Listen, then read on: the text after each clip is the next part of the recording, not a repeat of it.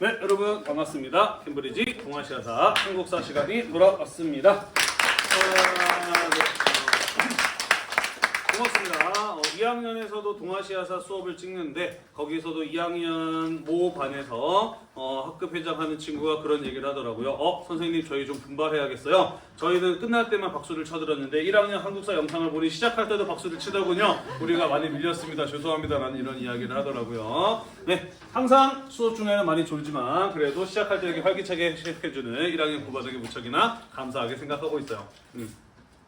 자, 이번 시간에 우리 개화 정책을 추진하다라는 내용에 대해서 같이 한번 살펴보도록 하겠습니다. 같이 한번 볼게요. 자, 지금까지 배웠던 내용 간략하게 짧게나마 좀 정리 좀 해보도록 하겠습니다. 자, 1860년대에 고종이 왕위에 올랐지만 12살밖에 안 됐기 때문에 그의 아버지인 흥선대원군이 대신 정치를 했어요. 내부적으로는 세도 정치로 인해서 나타났던 여러 가지 문제를 개혁하기 위한 개혁의 정책, 통치체제의 재정비 같은 것들이 이루어졌다라고 이야기를 하였고요. 외부적으로는 침략적으로 접근하는 나라에게 통상수교를 거부하는 통상수교 거부 정책이 이루어졌다라고 이야기를 했습니다. 그 과정에서 병인양요, 신미양요 같은 사건들이 일어나게 되었다라고 이야기를 했습니다. 자, 그러다가 1870년대 넘어오게 되면서 고종의 나이가 20살이 넘어가게 되자 고종이 직접 정치를 하게 되었어요. 내부적으로는 이제 우리도 서양의 근대적인 문물들을 받아들여야 된다라고 하는 통상개화론이, 통상수교론이 성장하게 되었다라고 이야기를 하였고요. 외부적으로는 조선의 문을 열려고 했던 일본의 군사적인 충격, 운요 사건 같은 것들이 일어나게 되었어요. 그죠? 그래서 내부적 요구와 외부적 충격이 결합을 하게 되면서 강화도 조약으로 조선은 최초로 개항을 하게 되었고 이후에 조미수호 통상조약 등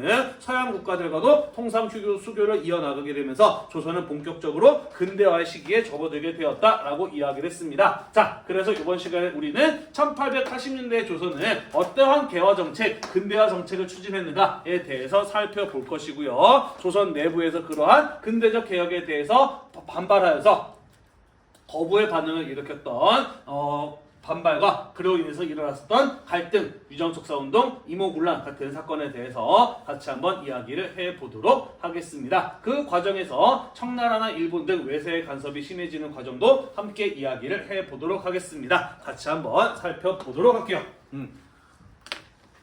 자, 1880년 개화 정책이 추진되는 과정을 같이 한번 살펴보도록 하겠습니다. 자, 1876년에 수신사라고 하는 외교사절을 일본에 파견을 합니다. 자, 일본의 강화도 조약을 체결하고 난 이후에 일본과 통상수교를 하게 되면서 조선은 본격적인 근대화가 시작되었다라고 이야기를 하였어요. 그죠? 우리나라를 근대적 국가로 바꾸려고 하는 개혁이 추진이 되었어요. 우리나라를 근대적으로 바꾸려면 앞으로 어떤 걸 어떻게 바꾸어야 되는지 일단은 알아야 될 거 아니야, 그지? 그래서 일본의 수신사를 보내서 일본은 근대적 개혁을 어떻게 진행하였는지, 일본은 어떤 부분들을 어떻게 바꾸었는지 같은 것들을 미리 알아볼 필요가 있었던 것이죠. 자, 그래서 김기수라고 하는 사람을 근대화에 필요한 기술과 정보 조사를 하기 위해서 일본에 파견하였으니 그게 바로 제1차 수신사였다라는 것이에요. 이해가 되시죠?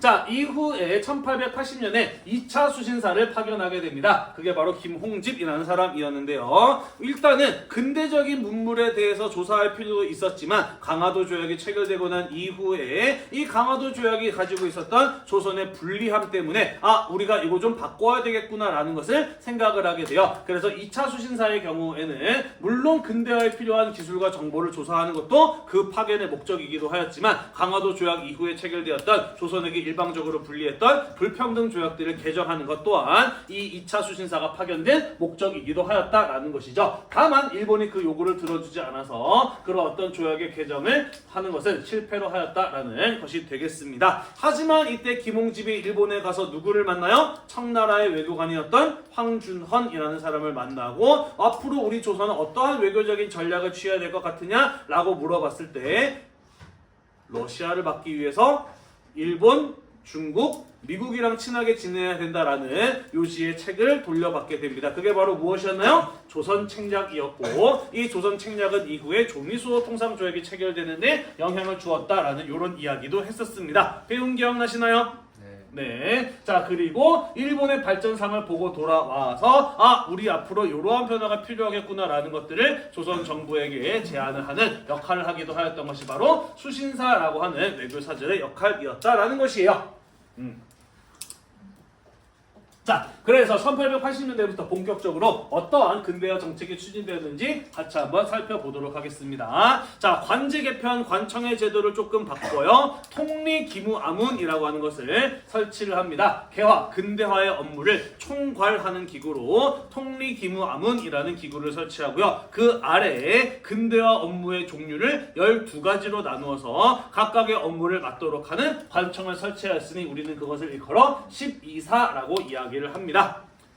그냥 통리기무아문 또는 12사 이런 걸 보면은 1880년대 조선의 근대화 정책에 대한 설명으로 옳은 것을 고르면 되는구나 라는 것 정도 알아볼 수 있으면 될 것 같습니다. 1880년대에 조선의 근대화 정책을 총괄하는 개혁기구 통리기무아문이었다라는 것이에요. 자, 두 번째, 신미양요, 병인양요, 그리고 운요 사건 같은 것들을 겪게 되면서 조선은 근대화를 하는 과정에서 무엇이 급선무다, 급하게 꼭 해야 되는 업무구나 라고 하는 것을 알게 되었을까? 그렇죠. 군사적인 분야예요. 그죠? 근대화를 이룬 국가가 우리나라보다 얼마나 강력한 군사력을 가지고 있으며 그들의 침략을 우리가 스스로 막아낼 수 있는 능력이 없음을 뼈저리게 느꼈기 때문에 근대화 과정에서 군제 개편, 군사 제도에 대한 개편은 필수적인 것이었다라는 것이죠. 자, 그래서 별기구 또는 교련병대라고 불렸던 근대식 군대를 만들었는데 이 군대를 훈련시켜주는 교관은 일본에서 초청된 일본인이었다라는 것이에요. 그래서 다른 말로는 외별기라고 부르기도 하였습니다. 한편 조선의 중앙군이었던 오군영을 이 영으로 축소하기도 해요. 요거는 왜 이런 일이 벌어졌느냐? 두 가지 이유입니다. 첫 번째, 조선의 중앙군이었던 오군영의 경우에는 체계적으로 만들어진 시스템이 아니었어요. 임진왜란 이후에 이런저런 사건이 터질 때마다 하나씩 만들다 보니까 5개가 만들어진 것이었거든. 그러다 보니까 중복되는 업무를 맡기도 하였고 효율적으로 예산이 집행되지도 않는 여러 가지 한계를 가지고 있었어요. 그래서 그것을 다시 한번 정리해서 2개의 부대로 정리를 함으로써 행정과 그리고 재정 운영에 효율적인 축소 개편이 이루어질 필요가 있었다라는 겁니다. 뭔 소리인지 이해가 되나요? 네, 급할 때마다 만들거다 보니까 행정적으로나 재정적으로나 상당히 불필요한 군대의 운영이 이루어지고 있었다. 그래서 행정적으로나 재정적으로나 효율성을 높이기 위해서 오군영을 이 영으로 축소 개편하였다라는 것이에요. 또 다른 이유는 무엇이냐면요. 근대적 군대를 만들기 위해서 많은 돈을 쓰게 되었습니다. 그러다 보니까 국방 예산이 제한되어 있다 보니까 아무래도 90군대까지 돌아갈 예산은 부족할 수밖에 없어요. 그죠? 그래서 90군대를 축소 개편하는 것이 이루어졌구나 라고도 이해를 하시면 될 것 같습니다. 됐나요? 네, 넘어가도록 할게요. 자, 한편 조선의 근대화를 추구해 나가기 위해서는 물론 일본을 보고 돌아오는 것도 중요하지만 세상에 근대화된 국가가 일본만 있는 것은 아니에요. 그죠? 일본이 아닌 다른 나라들은 근대화가 어떻게 진행 중인지도 보고 배울 필요가 있었던 것이죠. 자, 그래서 1881년에는 조사시찰단이라고 하는 외교사절을 일본에 보내게 됩니다. 우리가 뒤에서 이야기하겠습니다만 사실 조선의 모든 사람들이 다 근대화, 개화의 필요성에 대해서 동의하고 있는 것은 아니었어요. 오히려 서양의 문물에 들어오는 것을 평상시에 자신들의 살던 삶의 질서가 깨지는 것을 거세게 거부하는 사람들도 꽤나 많이 있었거든요. 그러다 보니까 조사시찰단의 경우에는 그런 반대 여론에 부딪혀서 비밀리에 파견해야 됐던 사람들이었다라고 보시면 되겠습니다. 일본에 건너가서 근대화된 일본의 제도, 법률, 공장 같은 것들을 조사하고 돌아와서 앞으로 조선의 근대화가 이런 식으로 이루어져야 됩니다 라는 보고서를 제출했고 조선의 근대화의 방향을 결정하는데 굉장히 중요한 역할을 했던 사람들이 바로 조사시찰단이라고 하는 사람들이었습니다. 자, 한편 청나라의 경우에도 아편전쟁 이후에 근대적인 개혁을 추구해 나갔었어요. 혹시 무슨 운동이었는지 기억이 나나요? 양무운동이라는 것이었어요. 양무운동은 주로 어떤 것을 만드는 데 집중이 되어 있었나요? 양무운동의 원칙 무엇이라 그랬었죠? 청의 문화는 네. 그대로 지키고 그렇죠. 뭐 산문이나 이런 그렇죠. 중체서용이라 그랬어. 그지? 중국의 전통적인 통치 체제는 그대로 유지하면서 서양의 기술과 무기만 받아들이려 하였던 것이 바로 양무운동이었다라고 이야기를 했습니다. 그래서 영선사라고 하는 외교사절을 보내서 청나라에서 양무운동 과정에서 만들어지고 있었던 근대적인 무기와 탄약 제조 기술 이런 것들을 배우고 돌아오기도 하였다라는 것이 되겠습니다. 한편 1882년에는 조미수호 통상조약이 체결이 되었습니다. 자리였어요. 그러면서 미국 쪽에서도 우리 이제 외교 관계를 맺었으니 당신들도 외교 사절을 우리나라에 보내야 되지 않겠습니까? 라고 하면서 조선의 외교 사절을 미국 쪽이 먼저 초청을 해줘요. 그래서 그런 부름에 보답한다라고 해서 갚을 보자에 불을 빙자를 써서 보빙사 또는 보빙사절단이라고 하는 사람들이 미국을 방문하게 됩니다. 우리나라에서 최초로 서양 국가에 보냈던 외교사절단이 바로 보빙사절단이었다라는 것이고요. 미국 대통령을 처음 만나는 자리였어요. 미국 대통령이라는 게 뭐지? 잘 몰랐어요. 그래서 다른 나라 왕이나 황제 만날 때처럼 인사하면 되지 않을까 싶어서 미국 대통령을 만날 때 문 앞에 엎드려 있었고 문이 드르륵 열렸을 때 미국 대통령이 굉장히 당황했다라고 해요. 그 당황했던 장면이 이 뉴욕타임즈 신문에서 고스란히 보도가 되기도 하였다라고 합니다. 네, 그리고 미국의 근대적인 시설을 살펴보고 돌아왔던 사람들, 오빙사절단이라는 사람들이었다라는 것이에요. 됐나요? 네, 이렇게 조선의 경우에는 1880년대부터 본격적인 근대 국가로 거듭나기 위한 근대적 개혁들을 추구해 나갔다라는 것이 되겠습니다. 1880년대의 근대적 개혁을 짚어낼 수 있는 통리, 기무, 아문 같은 이런 키워드들을 중심으로 파악해 두시고요. 어떤 이름의 사절단이 어떤 나라에 어떤 목적으로 보내졌는지 같은 것들을 파악해 두시면 문제 푸는 데는 크게 어려움이 없을 것 같아요. 넘어가도 될까요? 네.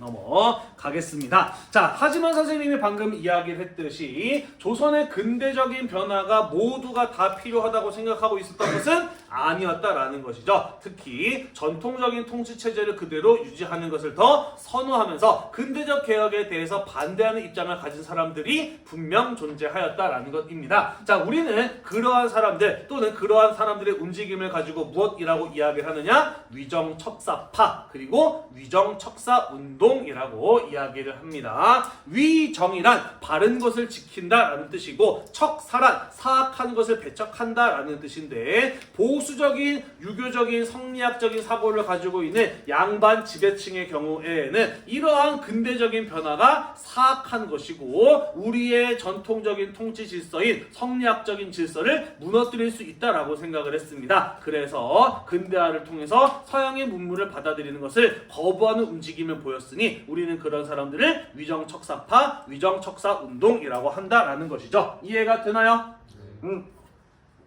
자, 19세기 후반에서부터 조선의 천주교를 믿는 사람들이 점차 늘어나고 조선에 접근해서 통상수교를 요구하는 서양 국가들이 나타나게 되면서 보수적인 양반 유생들을 중심으로 위정척사라고 하는 개념이 만들어지기 시작을 하였다라는 것입니다. 이들이 물리치고자 했던 대표적인 것이 바로 무엇이었어요? 서양으로부터 들어온 사종교였던 천주교였어요. 그죠? 왜 유교 성리학적 질서를 지키고자 하는 사람들은 천주교를 우려했나요? 천주교를 거부했나요?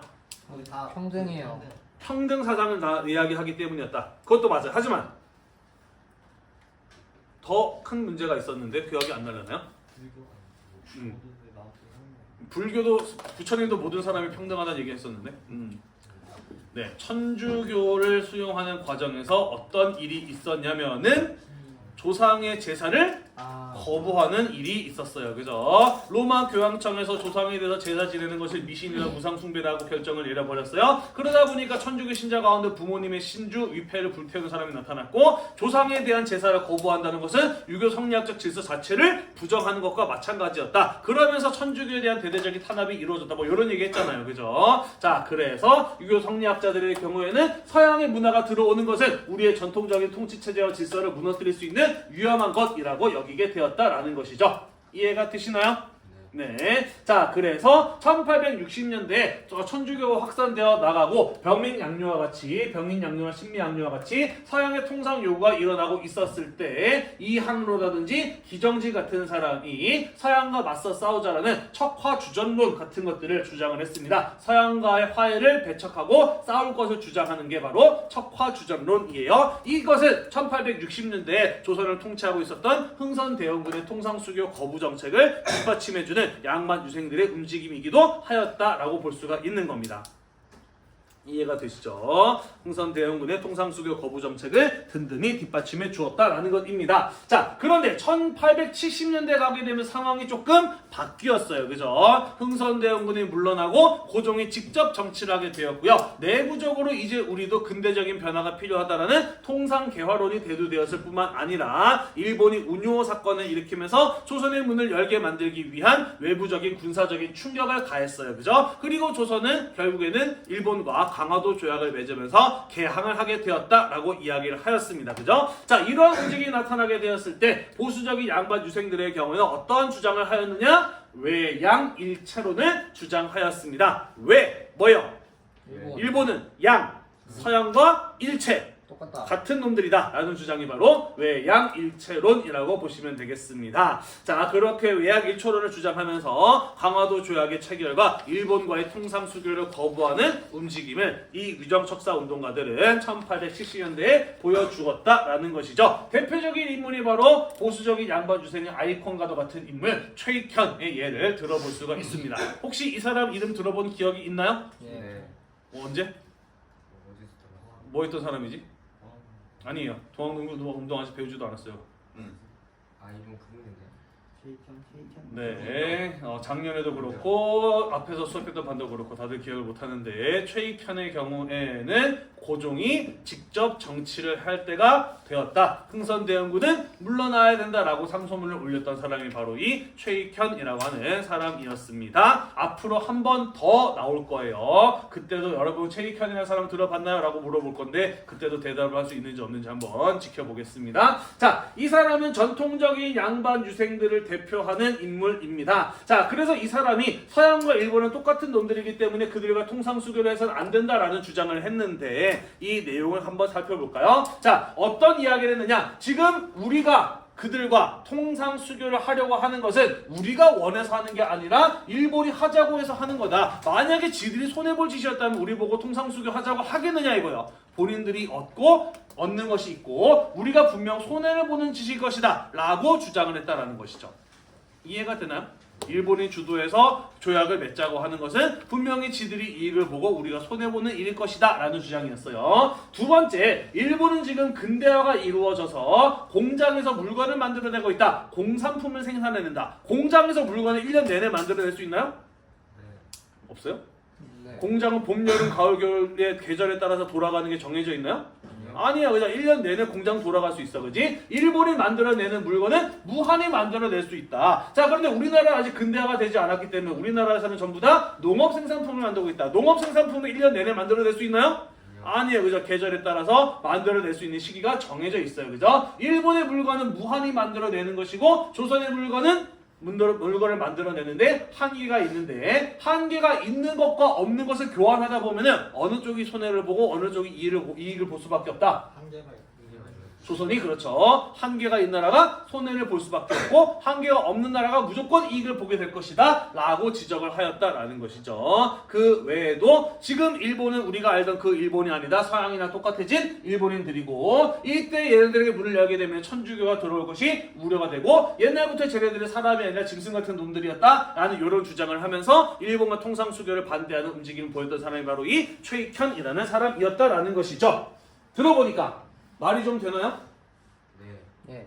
아예 말이 안 되지는 않아요. 그죠? 적어도 이 2번 부분 같은 거 보면은 이 사람들의 경우에는 개항을 하게 되었을 때 우리가 입을 수 있는 경제적인 피해에 대해서 정확하게 지적을 하고 있었음을 알 수가 있네요. 그죠? 그래서 위정척사 운동이라고 했을 때 저 아무것도 모르는 통 같은 양반들이 그저 성리학적인 질서를 지키려고 하였던 자기 밥그릇 싸움 접돌하고 평화할 수는 없다라는 거예요. 이들도 나름 이 근대적인 조약이 가지고 있었던 침략성을 꿰뚫어 보고 있었고 그것을 막고자 하는 움직임이기도 하였다라고 볼 수가 있는 겁니다. 이해가 되시나요?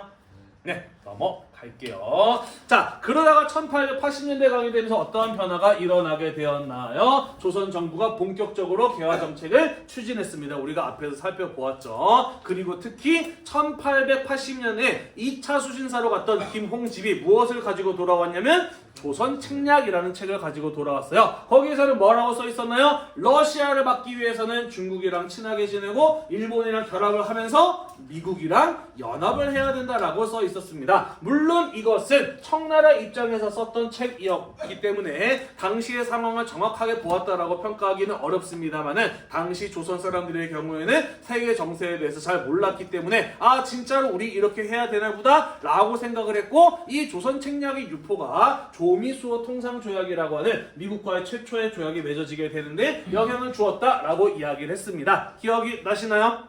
네, 그래서 이 조선 책략이 유포되자 위정척사 운동을 하였던 보수적인 양반들의 경우에는 이번에도 이에 대해서 반대의 목소리를 냈다라는 것이죠. 이만손이라는 사람이 주도해서 영남, 경상도의 양반 유생들을 모아서 만인소를 올리기도 합니다. 만인소라고 하는 게 뭐냐면은 10,000명 정도의 사람이 공동으로 서명한 왕에게 올리는 상소문을 가지고 만인소라고 이야기를 해요. 요즘에도 우리 청와대 국민청원 사이트 있잖아요. 들어가 봤나요? 네, 거기에서 이거 해주세요 라고 누가 올리면 거기 밑에다가 같이 동의합니다 누르고 10만, 20만, 30만이 되면 정부에서 반응해주고 뭐 이런 거 있잖아요. 그죠? 네, 그와 같은 것이었다라고 보시면 되겠습니다. 뭔가 정말 중요한 일이라고 생각하는 것이 있을 때 10,000명 정도의 사람들이 공동으로 서명한 상소문을 왕에게 올리는 겁니다. 보통은 왕이 하는 일들을 비판하는 이런 어떤 종류의 상소문들이기도 하고요. 아니면 정말로 필요하거나 간절한 일을 올릴 때 상소문의 경우에 이런 식으로 10,000명 내외에 공동 서명이 올라간 상소문이 올려지기도 합니다. 이해되나요? 네, 그리고 그 내용은 무엇이었다? 조선 책략을 비판하는 내용이었다. 지금 조선 책략에서는 러시아를 막기 위해서 중국이랑 친하게 지내고 일본이랑 결합하고 미국이랑 연합을 해야 된다라고 이야기를 하는데 러시아가 우리나라에게 과연 위협이 된 적이 있느냐 이거야. 지금까지는 없었다. 위협이 된 적도 없는 나라를 막겠다고 행동하면 괜히 그 나라의 신경을 거스릴 수 있다라는 것이에요. 중국 지금까지 친하게 지내는데 이거보다 뭘 더 친하게 지내냐? 일본 우리나라의 원수이지 결합해야 될 대상이 아니다. 미국이랑 연합하자고 하는데 대체 미국이란 나라에 뭘 믿고 연합을 해야 되느냐라는 비판이었다라는 것이죠. 타당한가요? 예. 그렇죠. 이 역시 나름 타당한 주장이었습니다. 그죠? 어쨌든 이 사람들이 미국과의 통상수교를 거부하는 내용이었습니다만은 나름 이 사람들도 당시에 올바른 판단을 하고 있었고 이 외세들이 접근하고 있는 가운데 그들이 가지고 있었던 침략성을 제대로 간파하고 있었다라고 볼 수가 있겠는데요. 하지만 결국 조미수호 통상조약은 체결이 되고 말았습니다. 그죠? 정부의 개화 정책이라든지 미국과의 수교에 대해서 반대하는 목소리를 냈으나 결국에는 이들의 의도가 관철되지는 못하였다라는 것이에요. 그래서 나중에 뭐 강원도의 유생이었던 홍재학 같은 사람이 훨씬 더 센 상소문을 올려요. 대놓고 고종을 막 욕합니다. 뭐 원래 우리나라 되게 좋은 나라였는데 전하께서 지금 오랑캐들하고 통상수교를 맺어지는 바람에 우리나라는 개, 돼지가 사는 똥통에 빠진 나라가 되어버렸다 라는 식으로 고종을 대놓고 욕하는 이런 상소문을 막 올리기도 해요. 자, 그래서 고종이 열받아서 그 상소문을 올린 홍재학이라는 사람을 잡아서 처형하기도 하고요. 안 되겠다, 내가 오냐 해주니까 얘들이 막 기어오르네 라고 생각하면서 그 이후에 고종의 경우에는 적극적으로 위정척사 운동을 하는 양반 유생들에 대한 탄압을 가하게 됩니다. 그러면서 점점점 위정척사 운동은 약화되어 갔습니다만은 1890년대 이후에 일본이 조선의 식민지를 만들기 위한 침략이 본격적으로 일어나게 되자 수면 아래 가라앉아 있었던 위정척사 운동을 주도했던 양반 유생들의 경우에는 의병을 모아서 일본을 물리치고자 하는 항해 의병 운동을 일으키는 이러한 모습을 보이기도 하였다라는 것이에요. 됐나요? 네, 그래서 위정척사 운동, 우리가 보기에 보수적인 양반 유생들이 자신의 신분적인 질서 속에서의 이익을 얻고자 전통적인 통치체제를 그대로 유지하고자 했던 그러한 어떤 나쁜 운동처럼 보일 수는 있습니다만은 실제로 그 내용을 살펴보자면은 조선을 침략하려 했던 외세의 의도를 정확하게 간파하고 나라를 지키려고 했던 운동의 성격을 갖는다라고 긍정적인 측면을 평가해 볼 수가 있겠네요. 다만 아쉬운 점은 우리나라는 근대화가 당시 조선은 근대화가 필요한 시점이었다라는 것이죠. 다른 나라는 다 했는데 우리나라는 안 돼 있는 상황이기 때문에 나름 근대화가 필요한 시점이었는데 이들의 거센 반대로 인해서 우리나라의 근대화의 속도가 늦춰지는 지연되는 이러한 한계가 있었다라고 지적을 해 볼 수가 있겠네요. 넘어가도 될까요? 네, 넘어가겠습니다. 담임쌤한테 책상 자리를 좀 바꿔달라고 하는 게 어떨까? 얘네가 여기 너무 앞에 있다 보니까 나도 좀 불편한 것 같아. 아니면 여기 뒤로 좀 밀면 어때? 뒤로 조금씩만 가까 저기 안 왔으니까? 너도 내 불편하고 나도 불편하고 다 같이 불편하네. 내가 저기 앞에 많이 있다 보니까 건우야 뒤로 좀 갈게 잠깐만. 내가 많이 앞에 있다 보니까 좀 더 오케이. 자, 뒤로 쭉 갈게요. 뒤로 쭉쭉쭉쭉 오케이. 응? 책상? 그래도 돼. 뒤로 조금만 더 가줄까? 네. 우리 학교에 TV가 여기 달려있다 보니까 늘 느끼는 부분이에요. 대략 여기 애들은 수업을 열심히 듣고 저기 애들은 다 엎드려 자는 이런 모습들이 좀 안타깝네요. 자, 넘어가겠습니다. 이모군란 인해 사건에 대해서 이야기를 해보도록 하겠습니다. 자, 우리 알다시피 강화도 조약을 통해서 조선은 개항이 이루어지게 되었습니다. 그러면서 일본과 무역이 이루어지게 되었는데 일본 상인들은 우리나라에 가서 무엇을 많이 사갔을까요? 쌀을 많이 사갔어요. 왜 일본 상인들은 쌀을 많이 사갔을까? 이유는? 근대화로 인해 농업지. 그렇죠. 일본의 산업화가 진행이 되면서 농사짓던 땅에 공장이 세워지고 농사짓던 농부들이 공장의 노동자가 되니까 일본 내 쌀 생산량이 줄어들게 되었어요. 그러면서 쌀값이 높아지게 되고 노동자들의 임금도 비싸지게 되다 보니까 기업의 이윤이 낮아지게 돼서 이 산업 발전에 지장이 생기기 때문에 일본의 지속적인 산업 발전을 이루기 위해서는 조선에서 많은 쌀을 사가지고 와서 일본 내 쌀값을 낮춰서 노동자들에게 적은 임금을 지급할 필요가 있었기 때문이었다 라는 거 이야기를 했었습니다. 기억이 나시나요? 많은 양의 쌀을 사가게 됩니다. 그런데 이렇게 봅시다. 일본 사람들이 일본 내 쌀값을 낮추기 위해서 많은 쌀을 일본으로 사가게 되면은 반대로 조선에서는 어떤 일이 벌어질까? 쌀이 부족해서 쌀값이 올라가는 이런 일들이 벌어지게 되겠죠. 때마침 흉년 같은 것들이 겹치게 되면서 조선의 쌀값은 그야말로 폭발적으로 증가했다, 폭등하게 되었다라는 것입니다. 그러면서 특히 도시에 살아서 노동을 해서 쌀을 사 먹어야 됐던 도시의 빈민들의 생활의 어려움, 생활의 고는 크게 높아지게 되었다라는 것이죠. 이해가 되나요? 네, 이러한 어려움 다 누구 때문에 만들어지게 된 거예요? 사실은 일본에 의해서 나타나게 된 어려움이에요. 그죠? 그러면서 이러한 상황을 만들어낸 일본에 대한 반감이 더더욱 강해지게 되었다라는 것입니다. 이해가 되시나요? 네. 자, 한편 우리는 앞에서 살펴보았어요. 1880년대 조선 정부에서부터는 통리기무화문을 설치해서 12사를 설치하고 별기군을 만들고 등등등 외국에 사절단을 보내고 많은 종류의 근대화 정책을 추진해 나갔습니다. 자, 여기에서 별기군 만들고 외국에 사절단 보내고 하는 비용 전부 다 누구의 돈에서 나오는 걸까? 세금. 백성들이 세금에서 나오는 세금으로 이루어지는 정책들이에요. 그죠? 다시 말해서 정부가 개화 정책을 추진하게 되면서 많은 비용을 지출하게 되었다. 그러면서 더더욱 백성들의 세금 부담, 조세 부담도 커지게 되었다라는 것이에요. 이해가 되시나요? 네. 자, 한편 별기군을 만들면서 오군영을 이영으로 축소하였다라고 이야기를 하였습니다. 물론 오군영의 경우에는 비효율적으로 운영되고 있었기 때문에 이영으로 축소 개편하는 것은 나름 필요한 작업이었다. 특히 새롭게 신식 군대를 만드는데 많은 돈이 들어갔기 때문에 이 구식군대의 비용을 절감할 필요가 있었다. 그래서 축소 개편하였다라고 방금 이야기를 했어요. 기억이 나시나요? 네, 그 과정에서 일자리를 잃은 군인들도 많이 있었지만 기존의 군대에 그대로 남아있었던 구식 군인들의 경우에도 별기군이라는 신식 군인들에 비해서 상당한 차별 대우를 받고 있었다라는 것입니다. 어떤 차별 대우를 받고 있었느냐? 나라에 돈이 없다 보니까 근대화 정책을 우선하다 보니까 별기군 애들은 옷도 잘 입고 무기도 좋은 거 쓰고 월급도 제때제때 받는데 구식군인들의 경우는 심지어 13달 가까이 1년 넘게 나라로부터 월급을 받고 있지 못했다라는 것이에요. 왜 이렇게 구식군인들에게 돌아가는 예산이 부족했느냐? 첫 번째 이유는 방금 이야기했던 것처럼 조선 정부가 근대화 정책을 추진하면서 개화비 정책에 들어가는 비용이 엄청나게 증가했던 것도 맞습니다만은 사실은 부정부패 같은 문제도 상당히 심각했다라고 볼 수가 있어요. 왜 조선은 당시 부정부패가 일어났느냐? 이렇게 보시면 됩니다. 자, 흥성대원군이 물러나게 만드는데 상소문을 올렸던 사람이 최희천이라는 사람이었다라는 이야기 했었잖아요. 그죠? 그래서 고종이 직접 정치를 하게 되었는데 고종이 직접 정치를 하게 만드는데 그를 도왔던 사람이 누구였다라고 이야기를 했나요?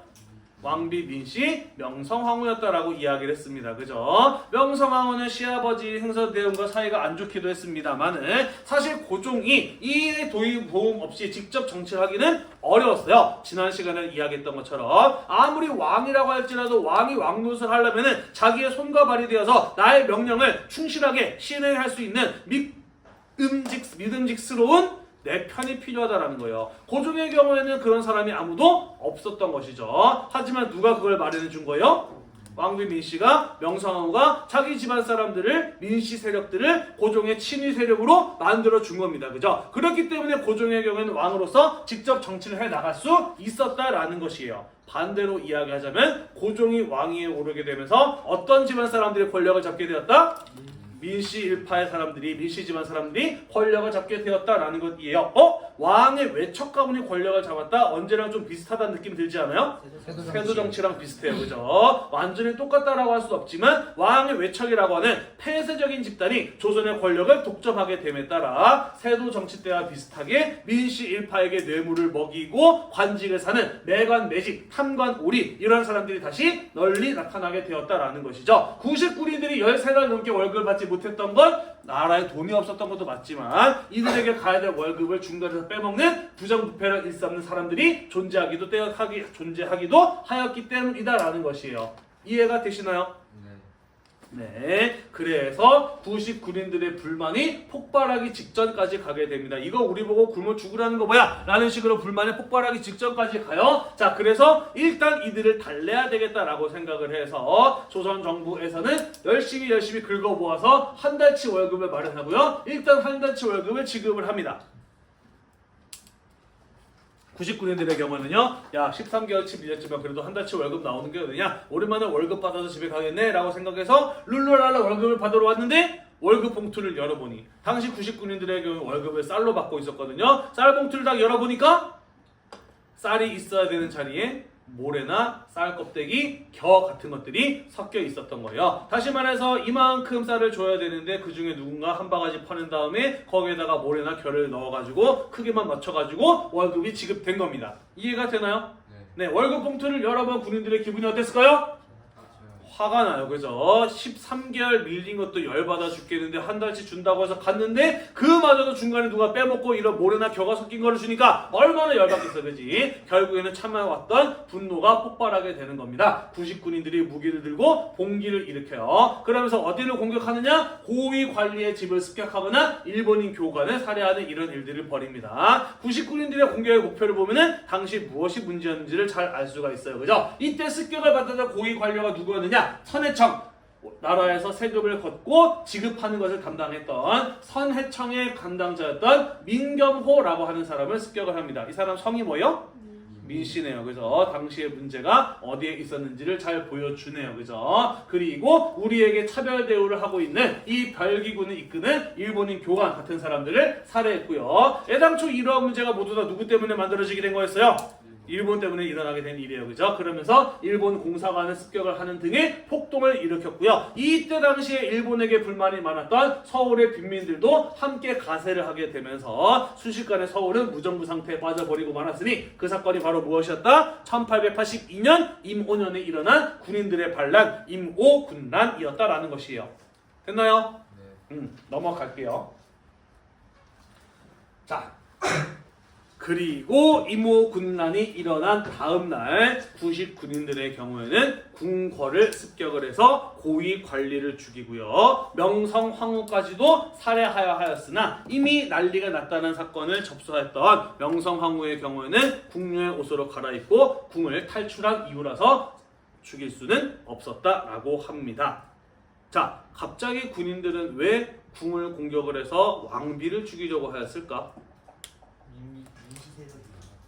그렇죠. 일단은 그렇죠. 지금 조선 정부의 많은 민씨 세력들이 부정과 부패를 일삼고 있는 거 맞습니다만은 그렇다고 해서 궁을 습격을 해서 왕비까지 공격할 일이 있었을까? 뭐 물론 그랬을 수도 있습니다만은 사실 우리가 앞에서 보았던 선해청을 공격한다거나 일본 공사관을 습격하는 이런 것들의 경우는 약간 뭐랄까 우발적인 사건이었다라고 볼 수 있어요.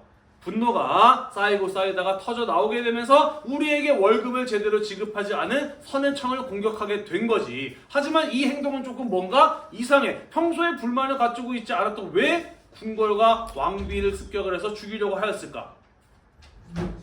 그쵸. 만약에 명성황후가 살해될 경우에 이익을 얻는 사람이 누구일까를 생각해보면 정답을 추정해 볼 수 있을 것 같아요. 누구일까요? 흥선대원군이죠. 흥선대원군이 시켰다라는 증거는 없어요. 하지만 원래 우발적으로 일어났던 폭동에 해당하는 이모군란이 갑자기 다음날부터 뭔가 정치적으로 계산된 행동을 보인다는 거, 그리고 흥선대원군에게 좋은 방향으로 사건이 흘러간다는 것은 아마도 이 99인들에게 누군가가 와서 지시를 했던 것으로 추정해 볼 수가 있는 부분인 것이죠. 아마도 선해청을 공격하고 일본 공사관을 불태웠던 99인들 흥분이 가라앉으면서 야 이제 우리 죽었다 앞으로 어떻게 해야 되라는 걱정을 하고 있었을 겁니다. 그리고 그 사람들에게 흥선대원군이 사람을 보내서 너네 앞으로 살고 싶으면 경복궁을 공격을 해서 왕비 민씨를 죽여라. 그래야 너네가 살아날 수 있을 것이다 라고 누군가가 흥선대원군이 지시를 했을 것이다 라고 추정할 수 있다는 거죠. 이해가 되시나요? 네. 자, 아무튼 그래서 고종의 경우에는 지금 자기 옆에 나를 도와주던 민씨일파 모두 죽거나 도망가 버리고 자신의 부인도 사라져 버린 상황이었습니다. 고종은 자기 스스로 이 문제를 해결할 수 없음을 깨닫고 결국 누구에게 도움을 요청하게 되는 거예요? 흥선대원군에게 도움을 요청하게 되는 것이고, 이모군란의 결과 흥선대원군이 다시 권력의 자리에 복귀할 수 있게 되었다라는 것입니다. 됐나요?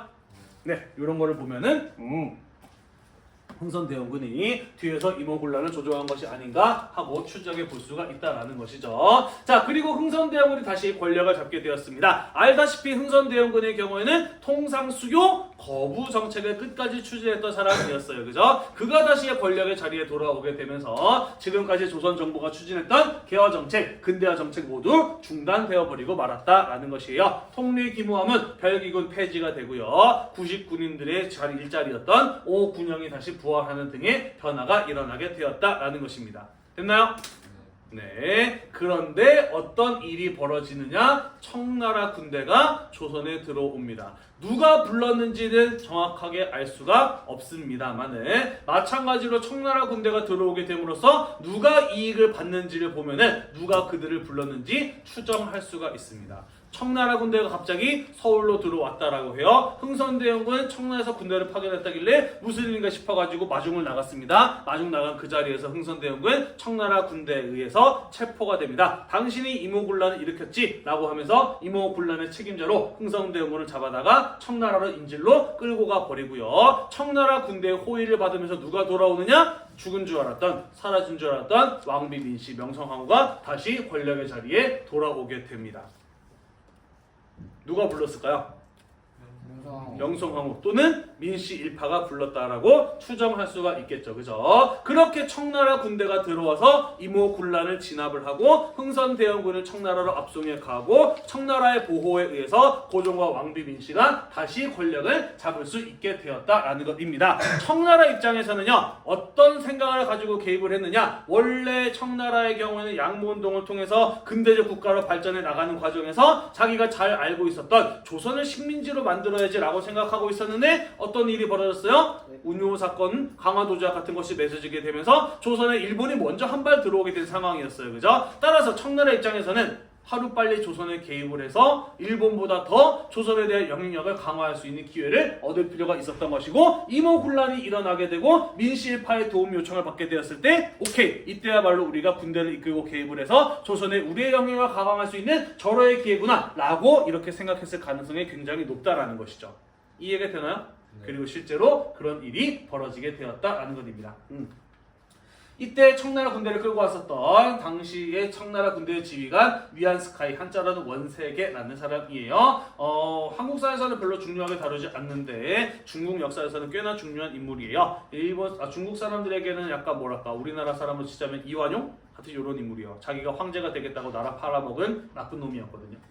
네, 아무튼 이런 사람들이 있었다라는 거 기억을 해두면 되겠습니다. 넘어갈게요. 자, 아무튼 그래서 어떤 일이 벌어지게 되었나요? 지금 왕비와 고종이 다시 권력의 자리에 돌아오게 되었는데 누구의 도움 덕분이었어요? 청나라의 도움 덕분이었어요. 그죠? 그리고 청나라의 군대가 그대로 지금 조선에 머무르고 있는 상황이란 말이야. 청나라가 이거 해줘 저거 해줘라고 고종과 명성황후에게 요구했을 때 고종과 명성황후는 그것을 거부할 수 있나요 없나요? 없어요. 그죠? 자기를 권력의 자리에 돌려주었고 그리고 얘네들이 군대를 여전히 서울에 주둔시키고 있기 때문에 청나라의 부탁을 들어주지 않으면 어떤 일이 벌어질지 모르는 상황인 거예요. 그죠? 그래서 이모군란의 결과 청나라의 내부 정치에 대한 간섭, 내정 간섭이 심화되었다라고 볼 수가 있는 겁니다. 마건상이라고 하는 사람을 내정 고문으로 멜렌도르프라고 하는 독일인을 외교 고문으로 파견합니다. 고문이란 필요한 일에 물어보고 도움을 얻는 사람 또는 그 직책을 말해요. 다시 말해서 청나라가 조선의 내정과 외교에 대해서 간섭하기 위해서 보낸 두 명의 인물이었다라고 보시면 되겠습니다. 이해가 되시죠? 또한 이모군란 이후에 청나라는 조선과 조청 상민 수륙 무역장정이라고 하는 것을 체결해요. 조청, 조선과 청나라 사이에 상민, 상인과 백성들이 수륙, 바다와 육지에서 무역을 하는 장정, 조약이 바로 조청 상민 수륙 무역장정이 되겠습니다. 지금 청나라의 경우에는 강화도 조약으로 인해서 일본 상인들이 조선에 진출하는데 먼저 한 발 앞서 나간 상황이 되었잖아요. 이것을 뒤집기 위해서 더 많은 청나라의 이익을 보장받을 수 있는 새로운 조약을 조선에게 강요하였고 청나라의 도움을 받아서 집권하였었던 왕과 왕비 민씨의 경우에는 이것을 받아들일 수밖에 없었다라는 것이죠. 시간이 왜 이렇게 부족하지? 아까 시간 너무 많이 끌었나? 네, 그래서 이 조청상민수륙 무역장정에 보시면 치외법권, 형사재판권이랑 마찬가지예요. 청나라 상인의 범죄는 청나라 상무위원이 체포해서 판결한다라고 하는 이런 어떤 내용들이 들어가 있었고 청나라 상인들이 조선에 들어와서 가게를 열고 장사할 수 있는 권리, 육지로 들어와서 장사할 수 있는 권리, 바닷가에서 무역할 수 있는 권리 등등이 보장되어 있는 불평등 조약이 바로 조청상민수륙 무역장정이었다라는 것입니다. 그러면서 양화진과 서울이 개방되는 등 청나라의 경제적 침투가 강화되도록 하였던 조약이 바로 조청상민 수륙 무역장정이었다라는 것입니다. 이모군란의 결과 조청상민 수륙 무역장정이 체결되는데 조선에 대한 청나라의 간섭과 경제적 침투가 강화되는 결과로 이어지게 되었다라는 것이에요. 됐나요? 네, 일본 가만히 있었을까? 아니에요. 그죠? 일본 공사관이 불타고 일본 교관이 살해되는 이런 일들을 겪었어요. 그죠? 그래서 너네가 우리나라 공사관도 제대로 못 지켜주니까 불안해서 안 되겠어. 우리나라 공사관은 우리나라 군대가 지킬 수 있게 해달라 라는 것을 요구합니다. 그렇게 맺어진 조약이 바로 1882년의 제물포 조약이라는 것이에요. 이모군란 과정에서 일본이 본 피해에 대해서 물어낼 것을 요구합니다. 배상금에 대한 지불이 들어가 있고요. 그리고 일본 공사관을 보호하기 위해서 일본의 군대가 조선에 머물 것을 허용할 것을 요구하는 내용이 들어가 있었고 그 내용이 통과된 게 바로 제물포 조약이었다라는 것이에요. 이해가 되시나요?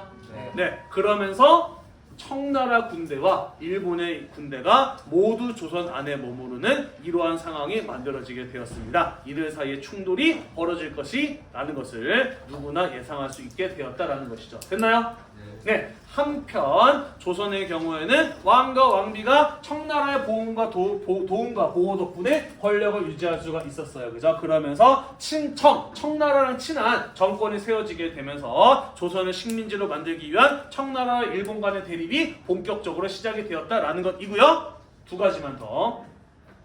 근대화를 추진하다가 군인들의 반란이 일어났어. 그 이후에 근대화를 더욱더 자신있게 추진할 수 있었을까 없었을까? 없었을 거예요. 조선을 식민지로 만들고 싶었던 청나라의 경우에는 조선의 근대화가 제대로 되길 바랬을까 안 되길 바랬을까? 안 되길 바랬을 거예요. 그죠? 그러면서 이모군란 이후에 개화 정책의 속도가 느려지게 되었다. 후퇴하게 되었다라는 것이고요. 나라에 문제가 생겼을 때 스스로 해결하기보다는 청과 같은 외국 세력에 의존해서 문제를 해결하려는 경향이 점차 커져가게 됨에 따라 조선의 근대화는 그 시작부터 삐그덕거리면서 제대로 추진되기 어려운 상황에 놓이게 되었다라는 것입니다.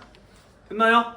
네. 자, 우리 한국사 배움책에 있는 거 빈칸만 후딱 좀 채우고 빨리 끝내보도록 할게요. 여러분들 미안합니다. 점심시간인데 여러분들 반대로 진도가 많이 늦어서 선생님이 다른 반 수업도 좀 빌려야 될 정도거든요. 다른 수업도. 그래서 미안하지만 조금만 더 할게요. 자, 한국사 배움책 58쪽 같이 한번 보도록 하겠습니다. 자, 1880년대 개화정책을 총괄하는 기구로 설치된 것 무엇이었는지 혹시 기억나나요?